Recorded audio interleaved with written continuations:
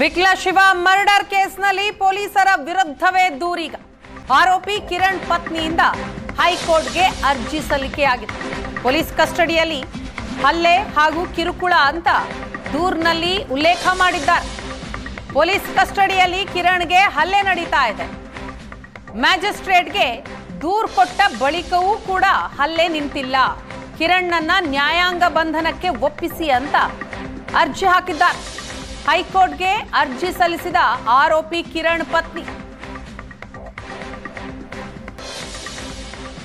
ವಿಚಾರಣೆ ನಿಗದಿಪಡಿಸಿದ ನ್ಯಾಯಮೂರ್ತಿ ಎಸ್ಆರ್ ಕೃಷ್ಣಕುಮಾರ್ ಪೀಠ ತನಿಖಾಧಿಕಾರಿ ಆರೋಪಿಗೆ ಹಾಜರಿರಬೇಕು ಅಂತ ಸೂಚನೆಯನ್ನ ಕೊಟ್ಟಿದ್ದಾರೆ. ವಿಡಿಯೋ ಕಾನ್ಫರೆನ್ಸ್ ಮೂಲಕ ಹಾಜರಿರಬೇಕು ಅನ್ನುವಂತಹ ಸೂಚನೆ. ಮ್ಯಾಜಿಸ್ಟ್ರೇಟ್ಗೆ ದೂರು ಕೊಟ್ಟ ನಂತರವೂ ಕೂಡ ಹಲ್ಲೆ ನಿಂತಿಲ್ಲ, ಹಲ್ಲೆ ಮುಂದುವರೆದಿದೆ ಅಂತ ಆರೋಪಿ ಕಿರಣ್ ಪತ್ನಿ ಕಂಪ್ಲೇಂಟ್ ಕೊಟ್ಟಿದ್ದಾರೆ. ಹೈಕೋರ್ಟ್ಗೆ ಅರ್ಜಿ ಹಾಕಿದ್ದಾರೆ. ಪೊಲೀಸ್ ಕಸ್ಟಡಿಯಲ್ಲಿ ಹಲ್ಲೆ ಆಗ್ತಾ ಇದೆ, ಕಿರುಕುಳ ಕೊಡಲಾಗ್ತಾ ಇದೆ ಅಂತ ಅರ್ಜಿಯನ್ನ ಹಾಕಿದ್ದಾರೆ.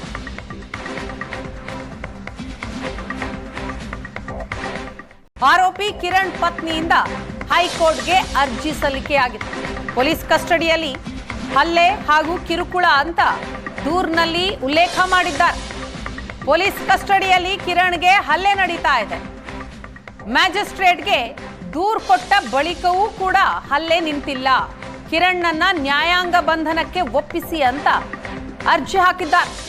ಹೈಕೋರ್ಟ್ಗೆ ಅರ್ಜಿ ಸಲ್ಲಿಸಿದ ಆರೋಪಿ ಕಿರಣ್ ಪತ್ನಿ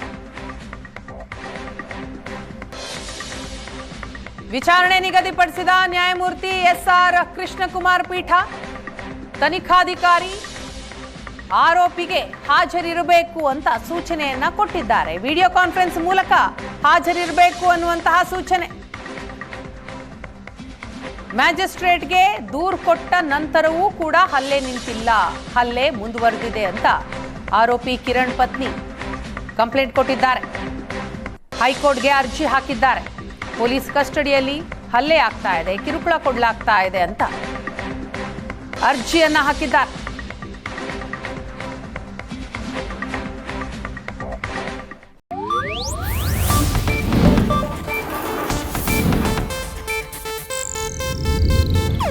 ಇದು ಏಷ್ಯಾನೆಟ್ ನ್ಯೂಸ್ ನೆಟ್ವರ್ಕ್ ಪ್ರಸ್ತುತಿ.